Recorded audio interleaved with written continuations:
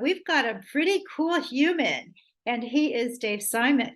You probably know Dave. He's quite active here, and he is the head of our board of advisors. Dave is also an attorney, a practitioner of Buddhism in two different lineages. He's an animal advocate and author of the seminal book, Meat-O-nomics. Welcome, David. Well, thank you so much. It's an honor for me to be here. And do you like to be called Dave or David? The David just came out. I go by either. Dave is fine. Okay, cool. Yeah. So I heard that you were just a mild-mannered lawyer until one evening you watched a biopic on television. Is that true? That's true. I watched a movie about Ingrid Newkirk, the founder of PETA, called I Am an Animal.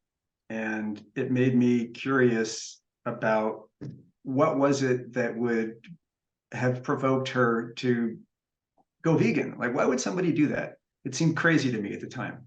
So I got into watching videos on PETA's website, and literally that night I went vegan. I took all my animal-based food out of the refrigerator and put it on my balcony. And for me, that was a sort of overnight transition. And many people have done it differently, but that's how I did it.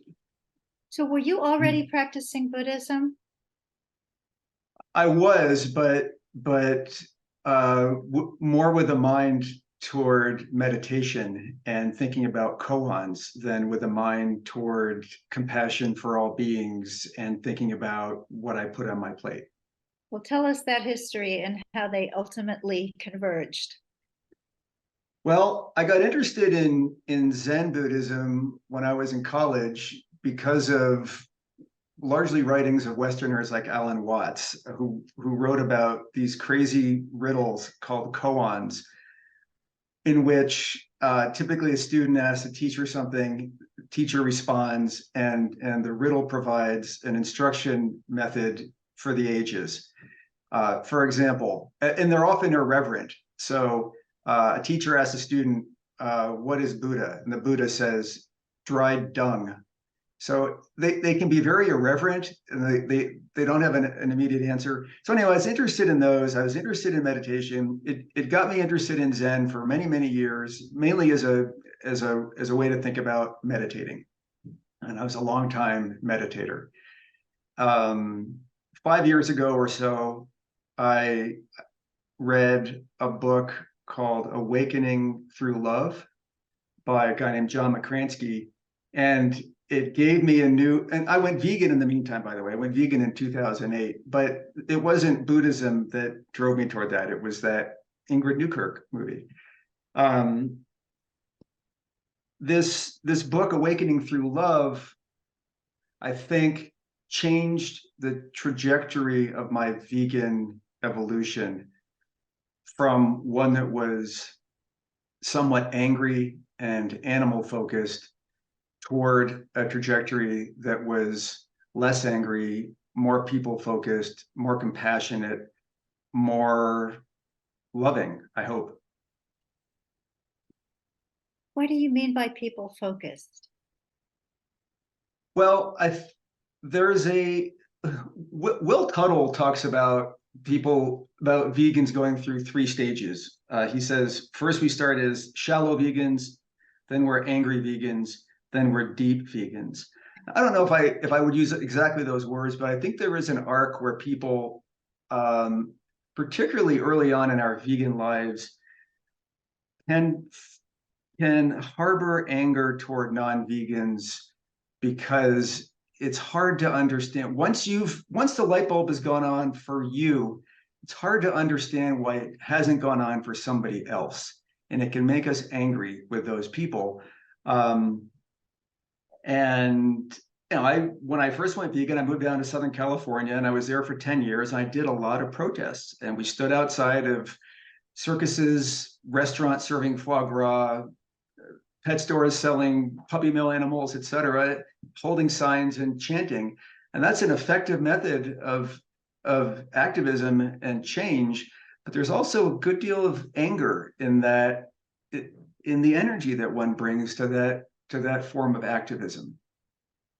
I think I guess I would like to think that as as we grow in our veganism, this has been the case for me, we we begin to acknowledge that humans really matter.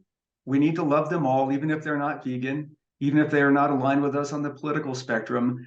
But that's part of our evolution, and it's part of how we define vegan. Like, I think I think when we first go vegan, maybe we think that vegan means compassion for animals, but I think ultimately we learn that vegan really means compassion for all beings, all sentient beings. Wow. So your Buddhism has taken you to both the Mahayana and the Theravada schools. And can you tell us a little bit about how those differ in terms of vegetarianism and how you, as a practitioner of both, are bringing it all together? So Zen is in the Mahayana school, and there's another meditation practice called Vipassana, spelled Vipassana, but pronounced in the Pali Vipassana. And I did a 10-day retreat in this Vipassana practice. So interesting. Theravada is based on the Pali Canon, Pali being the language of the Buddha, the Canon being the collection of writings attributed to Buddha and his disciples.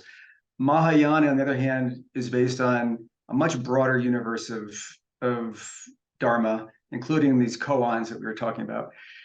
The meditation methods are quite different. In Zen, there's a lot of focus on posture, sitting on a cushion cross-legged. In fact, I think you can see my cushions behind me.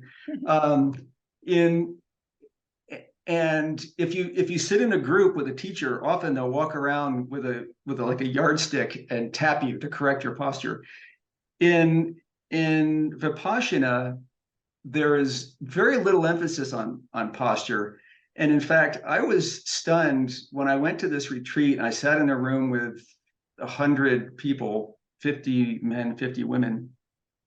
The accoutrements and equipment that people brought in to assist in sitting was just it was so different from the Zen tradition. And they took away our phones, so I couldn't get a photo of it, but I would love to have a photo. Some people had built like thrones around their sitting area so that every part of their body was supported.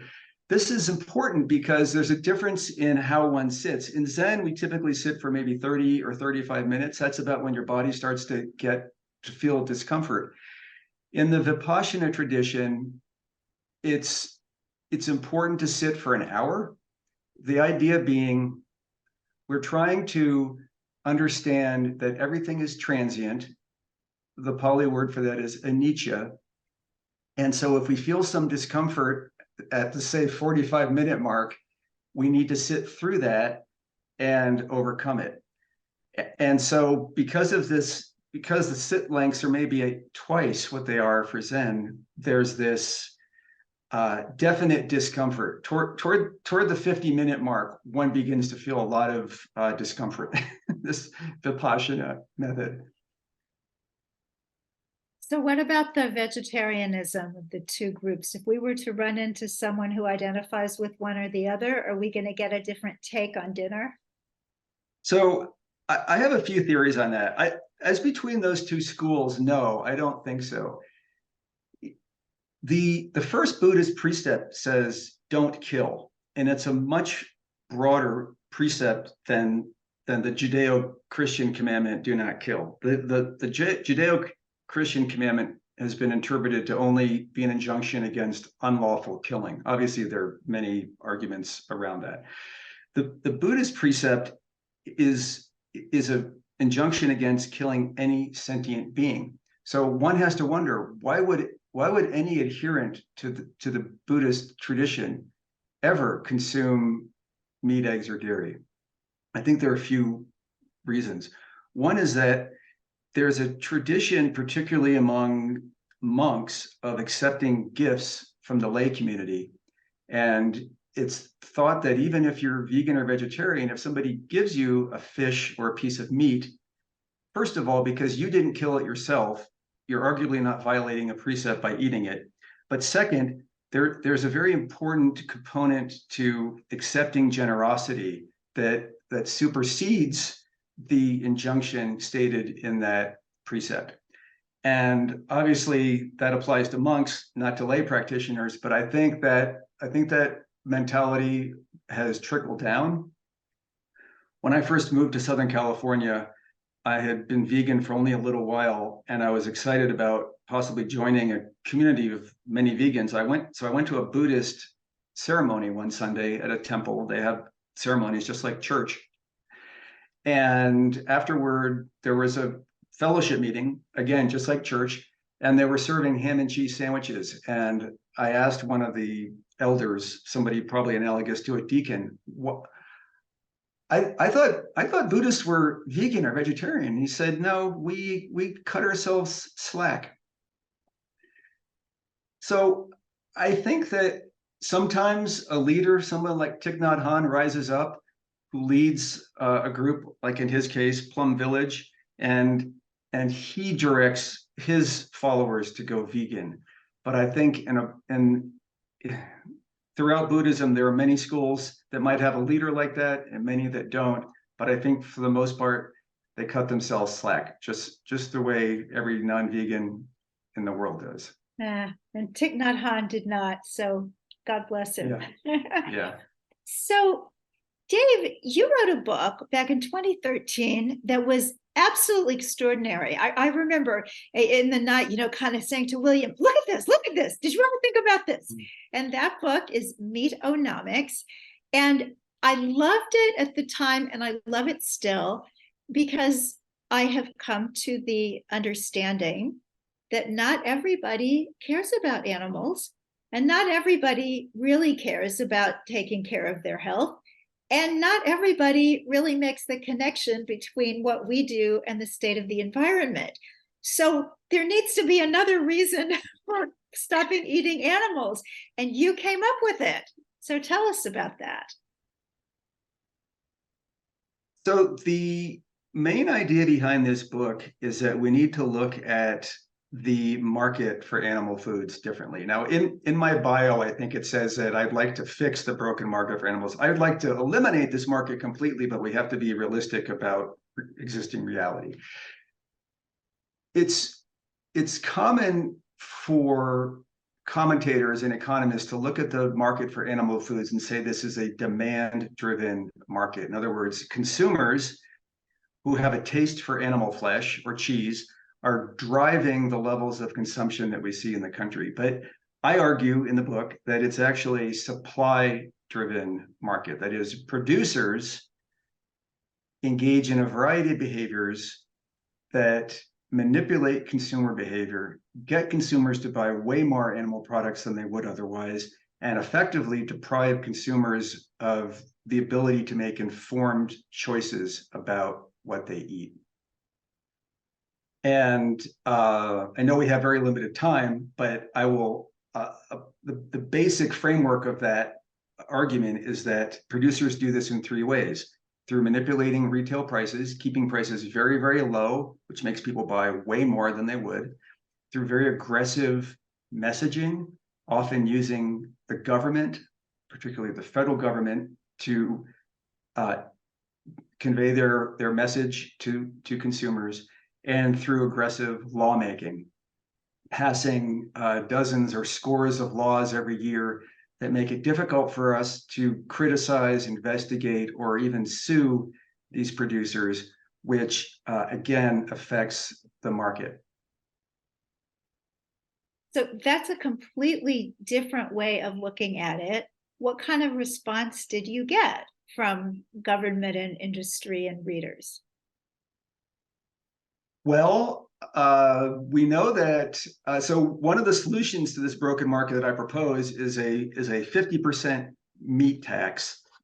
And obviously a tax at that level would radically reduce consumption and have many other great benefits. I don't know if it's particularly related to the book or independent of the book, but we know that in the last decade since the book has come out, governments in at least 4 countries, Denmark, UK, Sweden, I think Norway, have proposed meat taxes. And I think it's literally just a matter of time before a meat tax passes somewhere. I would guess it would be the EU before the US, just because they're typically more progressive on matters of regulating animal agriculture. Has the book entered the mainstream of American thought? Probably not yet. I will say it was big in Australia, bigger than here, but one never knows where your books are going to land, as you know, having much more experience publishing books than I do. Well, my favorite story on that was a friend called Nathaniel Altman, who's a theosophist and was our guest some months ago. And his best-selling book was Sexual Palmistry. In Germany, it went crazy and was like the big deal that he lived on for 3 years. So you never know with books. But Right. I want to ask you, David, you say, and I've read several articles, this guy's been all over. He's been in The Guardian, he's been everywhere. And you think that medical doctors play a major role in making this shift happen. How so? Because I look back to what happened with tobacco. And if you look back 70 or 80 years ago, when 2 out of 3 adult Americans or something like that smoked cigarettes or consumed tobacco in other forms, there was an ignorance in the medical community, or even a blatant willfulness to ignore the effects of tobacco consumption. And this persisted for decades. And it was only when the medical community finally began to acknowledge, hey, smoking is not good for us. It's going to give us lung cancer, emphysema, and other problems, that the tide turned, and eventually legislatures started to change the way that lawmaking was done around cigarettes. Instead of being subsidized, tobacco is now taxed. That's a huge difference, because we subsidize animal foods today, and instead they should be taxed. We're at the same stage with animal foods, roughly, with respect to how the medical community has responded, that we were, say, 60 years ago, 70 years ago, with the medical community's take on tobacco. Once the medical community, for example, once it's mandatory for medical students to take a course in nutrition at all medical schools, which it isn't yet, and once those nutrition courses talk about the benefits of a plant-based diet, and once that information becomes part of the standard of care in medical communities in the United States, I think we will see legislatures and policymakers respond in the same way that they did when tobacco began to be regulated much more aggressively. Well, that would be very exciting. And it happened with that. So it could happen with this. And there's so much writing on it. So the book is Meatonomics, How the Rigged Economics of Meat and Dairy Can Make You Consume Too Much, and How to Eat Better, Live Longer, and Spend Smarter. I don't know if you're aware of this, David, but on Amazon, they give this a recommendation as a men birthday gift. So Okay. so that's what the algorithm thinks. But Right. I'm a girl, Right. and I loved this book. I always like to ask our guests what they're most passionate about right now. And you knew immediately. And you said it is the vegan meditation group that you co-lead online every Monday. Tell us about that. This group evolved from the frustration we were talking about earlier around the idea that proponents of compassion, often in the Buddhist community, often in other spiritual traditions, may not be vegan. And so it's difficult for somebody who eats a cheeseburger, it's difficult to hear that person tell you, let's now do a metta prayer for all beings. There's just a disconnect and an awkwardness there.